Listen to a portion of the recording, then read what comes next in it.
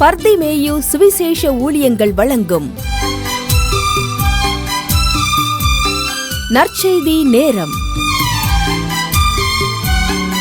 தேவ செய்தி pastor R. Augustine. இந்த நாளில் உங்களோடு நான் பேசி வருகிறேன். மொர்தெக்காயை கர்த்தர் உயர்த்தினார். எப்படி உயர்த்தினார்? ஒரு வாயில் காப்பாளனாய் இருந்த அவனை ராஜாவுக்கு அடுத்த இடத்துல உயர்த்தினார் என்றால் அவனுக்குள் இருந்த காரியங்கள் என்ன? ஏன்னா இது எல்லாருக்கும் தெரியும் நினைப்போம். ஆனால் இதில் ஆழமான சத்தியங்கள் அடங்கி இருக்கிறது. இன்னைக்கு மரத்தை பார்ப்பீங்க. மரத்தில் இருக்கிற விதை எவ்வளோ பெருசாக இருக்கும்? ரொம்ப இத்தினூண்டாக இருக்கும். ஒரு பழைய காலத்தில் ஒரு கதை சொன்னாங்க. ஒரு வேடன் வேட்டைக்கு போனான். வேட்டைக்கு போகும்போது அப்படியே வேட்டையில் அங்கங்கே தேடி களைத்து வந்து ஒரு ஆலமரத்தில் கீழே நிழலில் உட்கார்ந்தான். உட்கார்ந்த உடனே ஆலமரத்தை அண்ணாந்து பார்த்தான். சின்ன சின்ன காயாக இருந்தது. அந்த பக்கம் திரும்பி பார்த்தான். வலது பக்கம் பூசணி கொடி இருந்தது. பெரிய பூசணி கொடி கிடந்துச்சு. அவன் யோசித்தான், கடவுளுக்கு யோசனை இருக்கா? என்ன படைச்சிருக்காரு? இவ்வளவு ஸ்ட்ராங்கான ஆலமரத்தில் கொண்டு போய் இத்தினோண்டு காய வச்சுருக்காரு. இழுத்தா அந்து போகிற கொடியில் கொண்டு பூசணிக்காய் என்ன செஞ்சுருக்காரு? வச்சுருக்காரு. என்னையா கடவுளுடைய படைப்பு அப்படின்னு நினச்சிக்கிட்டே தூங்கிட்டான். ஒரு காற்று வீசினது.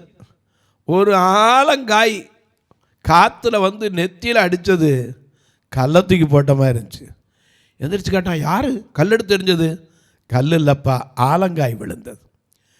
இந்த ஆலங்காய் அப்போ தான் யோசித்தான், ஒருவேளை இதில் பூசணிக்காயை வச்சுருந்தா நான் என்ன நிலைமைக்கு ஆயிருப்பேன். ஆண்டவர் ஞானம் உள்ளவன் நானா? நமக்கு அநேக நேரங்களில் சத்தியம் ஒவ்வொன்றுக்குள்ளும் இருக்கிறது. அதை அறிந்து கொள்ளக்கூடிய ஞானம் நமக்கு வேண்டும். அதனால தான் ஆண்டவர்கிட்ட கேட்குறோம், ஒருவன் ஞானத்தில் குறைவுள்ளவனாய் இருந்தால் சம்பூர்ணமாய் கொடுக்கிறவர், யாவரையும் கடிந்து கொள்ளாதவருமாகிய தேவனிடத்தில் கேட்கணும். அப்போ அவனுக்கு என்ன செய்யப்படும்? கொடுக்கப்படும். ஆகையினால இதற்குள்ள ஒரு பெரிய சத்தியம் இருக்கிறது. நம்ம அறிந்து கொள்ள வேண்டிய சத்தியம். ஒருவேளை எஸ்தரின் புஸ்தகத்தை நீங்கள் பலமுறை படித்திருக்கலாம். எனக்கு தெரியாதா இந்த எஸ்தர் சரித்திரம் தானா அப்படிம்பீங்க. நீங்கள் வாசிக்கும் போது கேட்கும் போது அப்புறம் உங்களையே நீங்கள் ஆமாம் இவ்வளவு காரியம் இருக்கா அப்படின்னு யோசிப்பீங்க.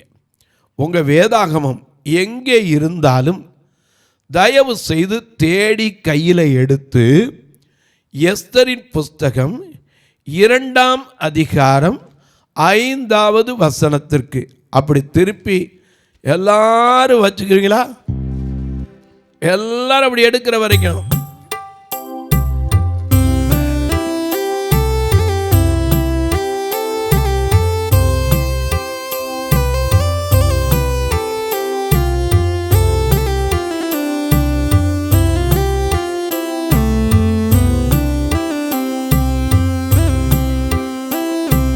பாவத்தின் பாதத்தினா தவித்திடும் பாவி என்னை, பாவத்தின் பாதத்தினா தவித்திடும் பாவி என்னை, நெல் கிருபை பிரபாகத்தா ஏற்றிடும் இயேசு.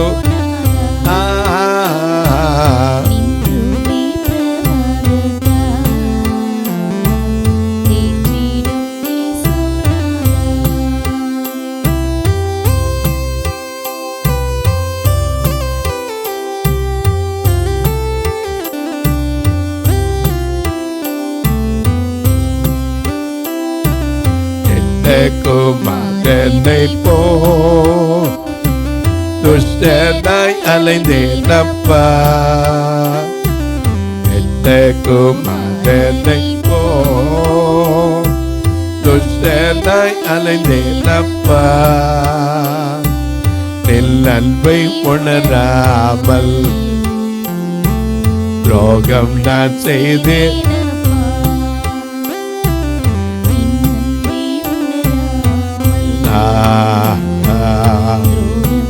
செய்தேனையா பாவி மரியாதையோ நன்றி கெட்ட பேதுருவையோ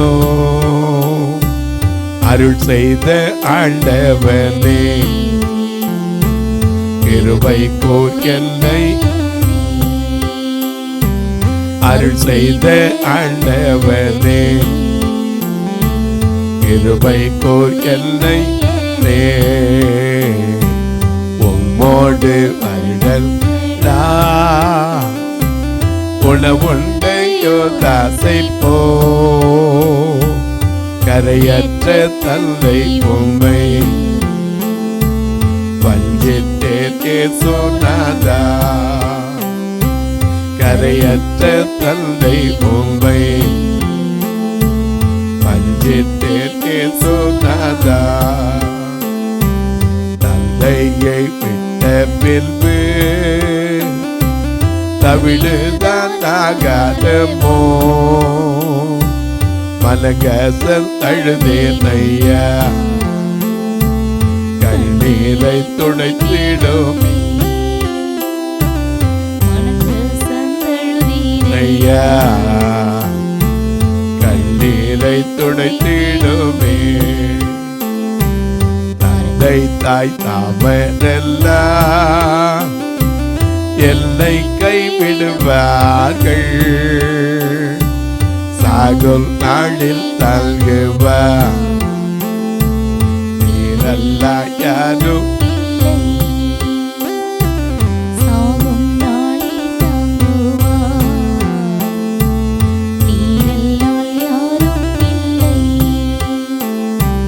அதையுள்ள சிலுவை நின்று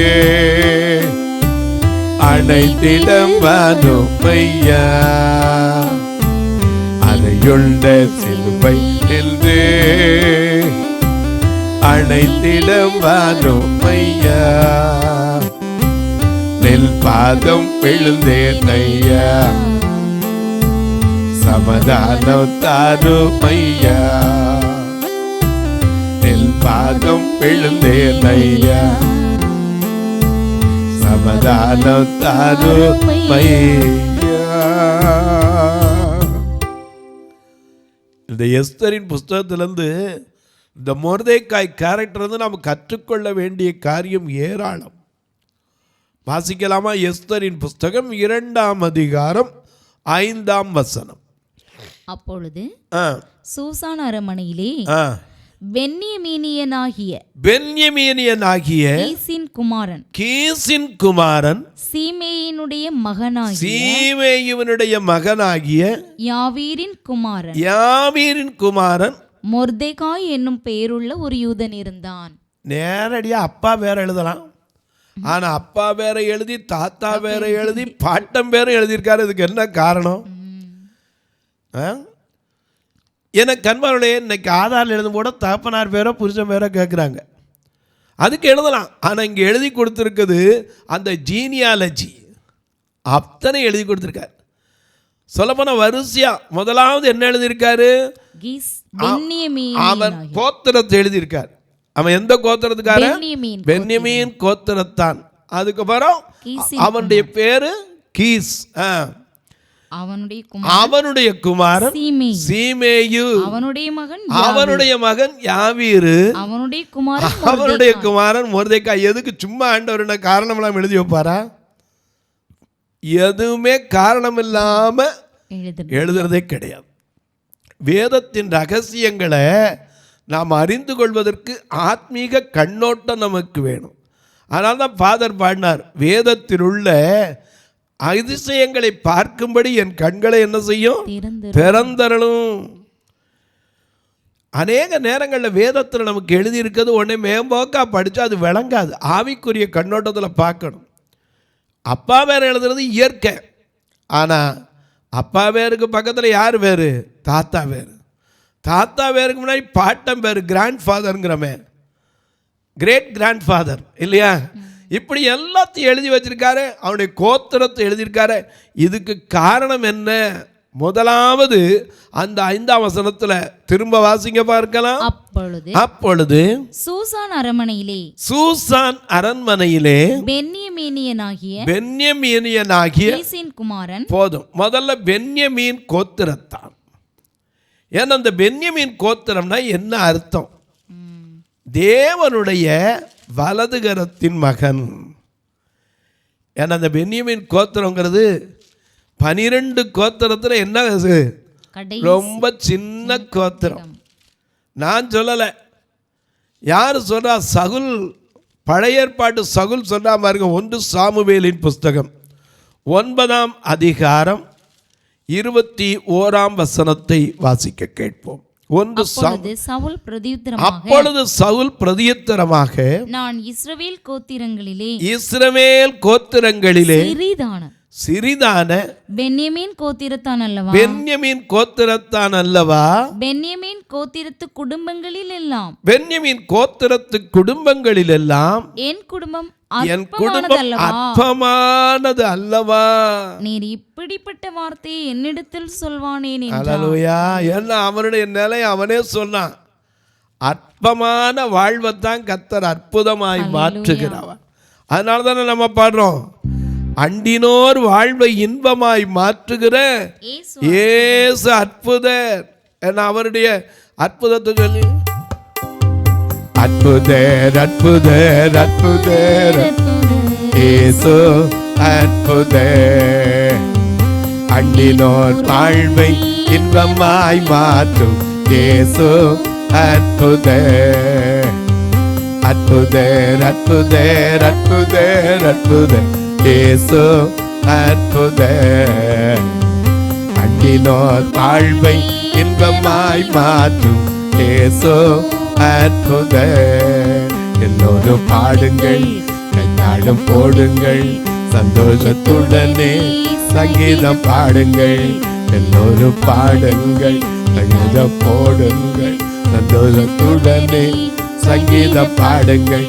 அற்புதர் அற்புதர் அற்புதர் அற்புதர் இயேசு அற்புதர், அண்டினோர் வாழ்வை இன்பமாய் மாற்றும் இயேசு அற்புதர்.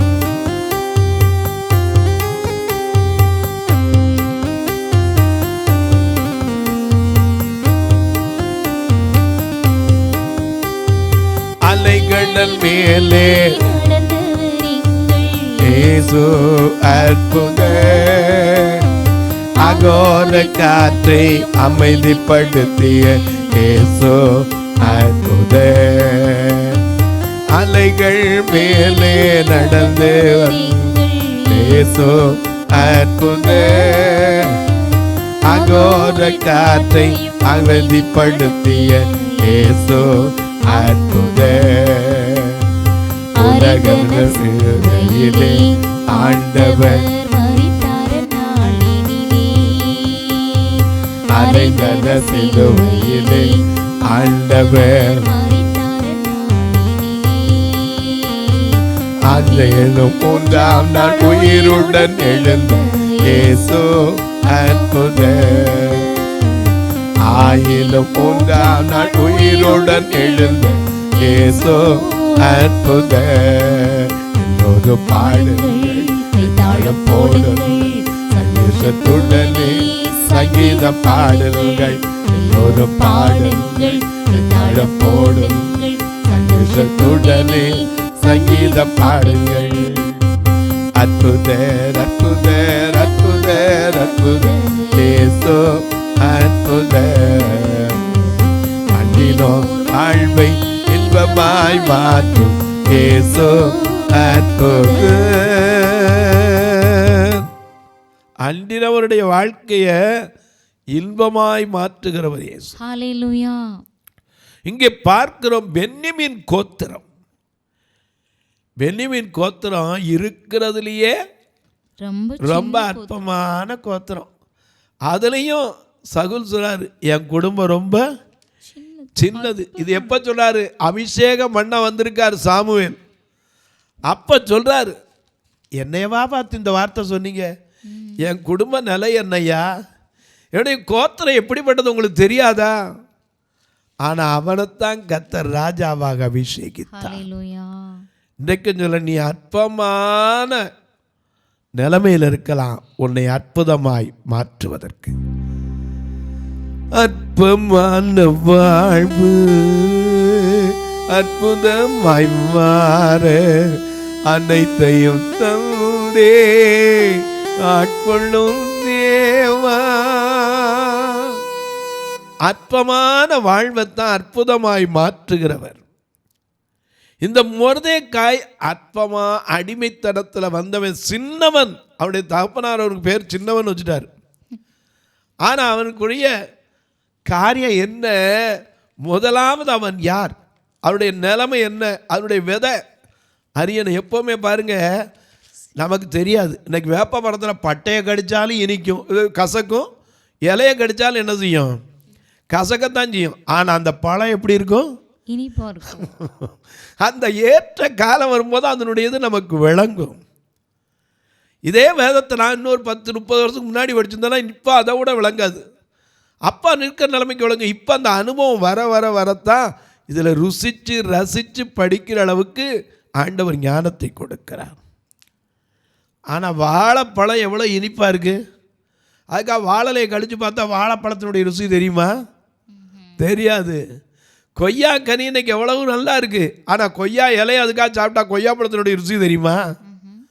தெரியாது. சில இலைகளை தெரியும். இப்போ புளி இலையை கடிச்சு பார்த்தீங்கன்னா புளிப்பு இருக்கும், ஒன்றுமே இல்லாமல் இருக்கும். அந்த மரத்தில் கூட சில சுவை துவர்ப்புகள் உண்டு, ஓர்ப்புகள் உண்டு. அநேக நேரம் நமக்கு தெரியாது. அந்த விதை இத்தினோண்டா இருக்கா, அதுக்குள்ளே இருக்கிற சத்து என்ன தெரியாது. இங்கே மொர்தெக்காய்னு ஒருத்தரை சின்னவன் அப்படின்னு பேர் வச்சுட்டாரு. அவனுக்குள்ளிருந்த காரணங்கள் என்ன, ஏன் அவனை கர்த்தர் உயர்த்தினார், அதற்கு நாம் ஆழமான சத்தியத்தை அறிந்து கொள்வதுதான் கடமை. அதனால தான் இங்கே அறிந்து கொள்கிறோம். பென்யமீன் கோத்திரத்தான். இந்த பென்யமீன் கோத்திரத்தில் தான் 2 சகுலும் வந்தாங்க. பழைய ஏற்பாட்டு சகுலும் வந்தான், புதிய ஏற்பாட்டு சகுலும் வந்தார். ஏன்னா அந்த புதிய ஏற்பாட்டு சகுல் பவுலா மாறின பிறகு அவரே சொன்னதை கேட்போமா? பிலிப்பியருக்கு எழுதின நிருபம் 3ஆம் அதிகாரம் 5ஆம் வசனத்தை வாசிக்க கேட்போம். பிலிப்பியருக்கு எழுதின நிருபம் 3ஆம் அதிகாரம் 5ஆம் வசனத்தை வாசிக்க கேட்போம். மிக நான் 8ஆம் நாளில் விருத்த சேதனம் அடைந்தவன் இஸ்ரவேல் வம்சத்தான் பென்யமீன் கோத்திரத்தான் எபிரேயரில் பிறந்த எபிரேயன், நியாயப்பிரமாணத்தின்படி பரிசேயன், பக்தி வைராக்கியத்தின்படி சபையை துன்பப்படுத்தினவன், நியாயப்பிரமாணத்திற்குரிய நீதியின்படி குற்றம் சாட்டப்படாதவன் ஆகிலும் எனக்கு லாபமாய் இருந்தவைகள் எவைகளோ அவைகளை கிறிஸ்துவுக்காக நஷ்டம் என்று எண்ணினேன். என கிறிஸ்துவுக்காக என்ன அவருடைய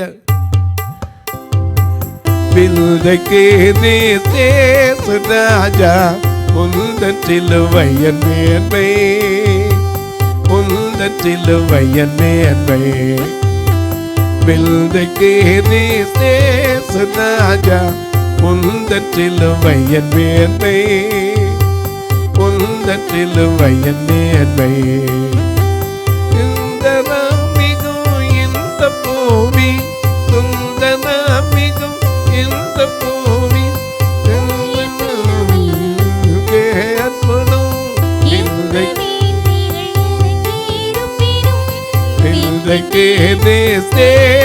ராஜா உந்தன் சிலுவையன் மேன்மை, உந்தன் சிலுவையன் மேன்மை. திரண்ட ஆஸ்தி, உயர்ந்த கல்வி, செல்வாக்குகள் மிக இருப்பினோ. திரண்ட ஆஸ்தி, உயர்ந்த கல்வி, செல்வாக்குகள் மிக இருப்பினும் குருசை நோக்கி பார்க்க எனக்கு,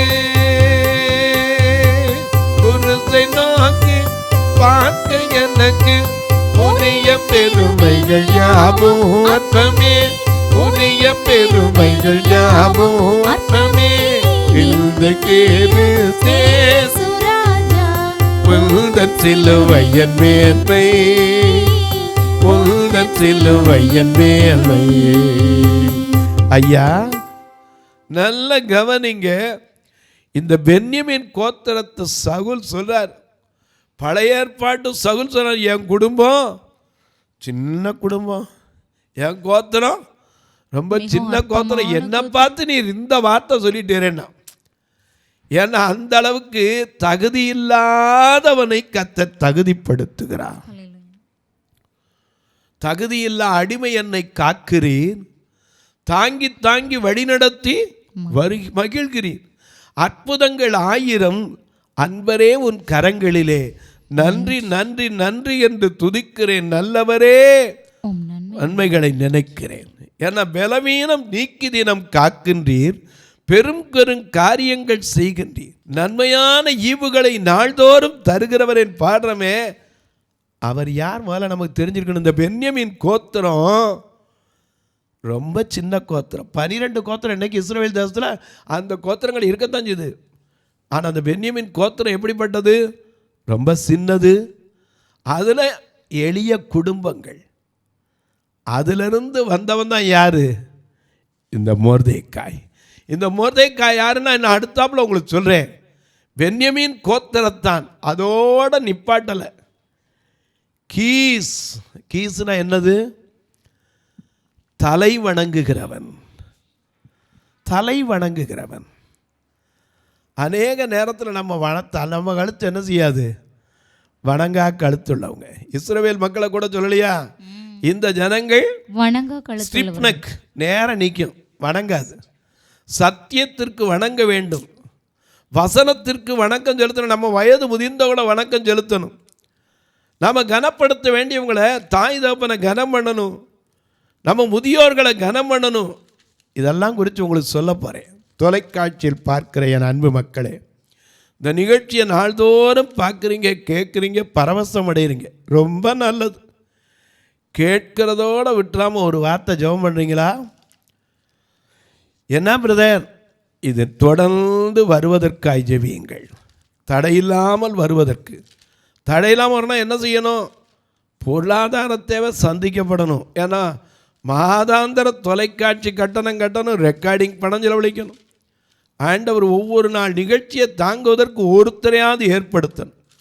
அதற்காக ஜெபியுங்கள். அது மட்டுமல்ல, எங்கள் சபையோ 2 கண்ணு பார்வை இழந்த மக்கள் சபை.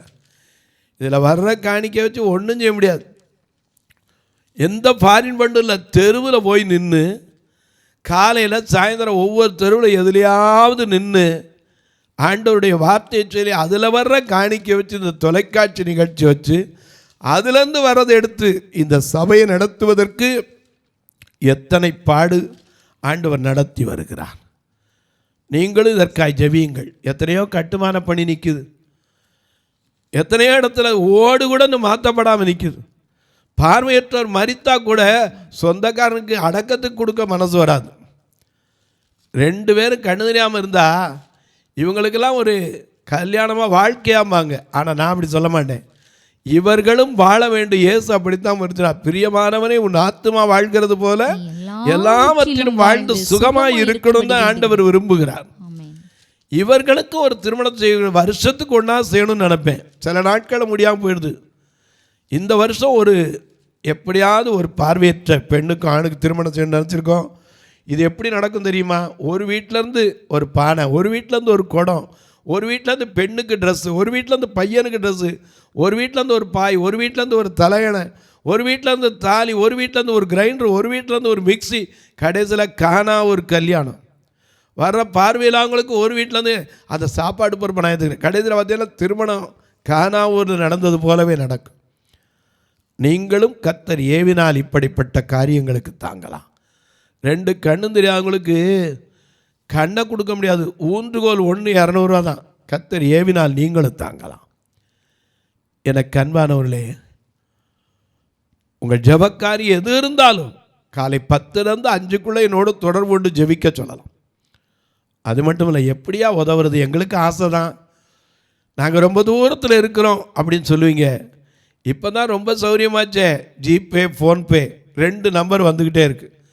அதில் நீங்கள் தொடர்பு கொள்ளலாம். ஒருவேளை ஐயா நாங்கள் வரி விலக்கு வைக்கிறோமுண்டா, எங்களுக்கு ரசீது பெறுவதற்கு வழி உண்டான்னு கேட்டிங்கன்னா, ஒவ்வொரு காரியத்துக்கு கட்டுமான பணிக்கு இருக்குது. அதே போல் பார்வையற்றோருக்கான சமூக சேவைக்கு உணவு கொடுக்கறதுக்கு, அவங்களுக்கு ஊன்றுகோல் கொடுக்கறதுக்கு இப்படியெல்லாம் அக்கௌண்ட் இருக்குது. நீங்கள் அது கேட்டால் உங்களுக்கு விளக்கமாக சொல்ல நீங்களும் அதன் வழியாய் தொடர்பு கொள்ளலாம். இப்போ உங்களுக்கு ஜெபிக்கட்டுமா? நல்ல பிதாவே, நன்றியோடு துதிக்கிறோம் சுவாமி. நன்மையான நாளில் மொர்தெக்காய் என்கிற ஒரு கேரக்டர் ஸ்கெட்ச், அவனுடைய குணாதிசயங்களை நாங்கள் படித்து அதிலிருந்து கற்றுக்கொள்ள வேண்டிய சாராம்சங்களை எனக்கும் எங்களுக்கு போதிக்கிறதற்காய் ஸ்தோத்திரம். இதை கேட்கிற ஒவ்வொருவர் மனதுக்கும் ஆறுதலும் சந்தோஷமும் சமாதானமும் கிடைக்கட்டும். பிறந்த நாள் திருமண நாளை நினைவு கூறுகிற மக்களுக்காய் ஜெபிக்கிறேன்.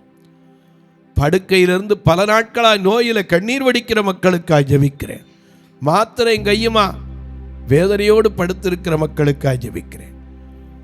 ஐயா, மூலத்தினால் அவதிப்படுகிறவங்க, கேன்சர் கட்டினால் அவதிப்படுறவங்க, இன்னும் சொல்லப்போனால் நெஞ்சு வலியினால் கை கால் நடக்க முடியாமல் பலவீனத்தினால நரம்பு தளர்ச்சியினால பலவீனப்பட்டு கிடக்கிறவங்க, இன்னும் வெளியே சொல்ல முடியாத வேதனையோடு இருக்கிற ஒவ்வொருவருக்கும் கர்த்தர் விடுதலை தார். வானத்திற்கும் பூமிக்கும் சகல அதிகாரம் கொண்ட இயேசு கிறிஸ்துவின் ஈடு இணையற்ற வல்லமையுள்ள நாமத்தில் ஜெபிக்கிறேன் நல்ல பிதாவே, ஆமென். சபை ஆராதனை ஞாயிறு காலை 10 மணி முதல் 12 மணி வரை. இடம் பர்திமேயு சுவிசேஷ ஆலயம், அன்னை சத்யா நகர், இளமனூர் அஞ்சல், சக்கிமங்கலம் வழி, மதுரை மாவட்டம். பின்கோட் 625201 மற்றும் பர்திமேயு சுவிசேஷ ஜெப வீடு, flat number 107, Eden garden, Muthur, Tirunelveli. Pin code 627011. சிறப்பு உபவாச கூட்டம் ஒவ்வொரு மாதமும் 2வது சனிக்கிழமை காலை 10 மணி முதல் 1 மணி வரை நாகர்கோவில் YMCA ஹாலில் வைத்து நடைபெறுகிறது. மற்றும் ஒவ்வொரு மாதமும் 4வது சனிக்கிழமை காலை 10 மணி முதல் 1 மணி வரை திருநெல்வேலி புதிய பேருந்து நிலையம் அருகில் உள்ள கிரேஸ் ஹாலில் வைத்து நடைபெறுகிறது. எங்கள் எல்லா ஆராதனைகளிலும் கலந்து கொண்டு தேவனை மகிமைப்படுத்த அன்பாய் அழைக்கிறோம். உங்கள் உதாரத்துவமான காணிக்கைகளினால் இவ்வூழியத்தை தாங்க விரும்பினால் R Augustine, account number 5021364331, IFSC code IDIB 000B066, Indian bank, BP Kulam, Madurai. GPay number 9842181917, BGM ministries மற்றும் 9442559772, பிளைண்ட் மினிஸ்ட்ரீஸ் அகஸ்டின்.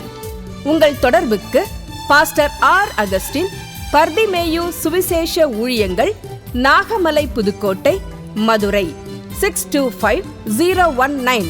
தொலைபேசி எண்கள் 9842181917 மற்றும் 9442559772. கர்த்தர் தாமே உங்களை ஆசீர்வதிப்பாராக.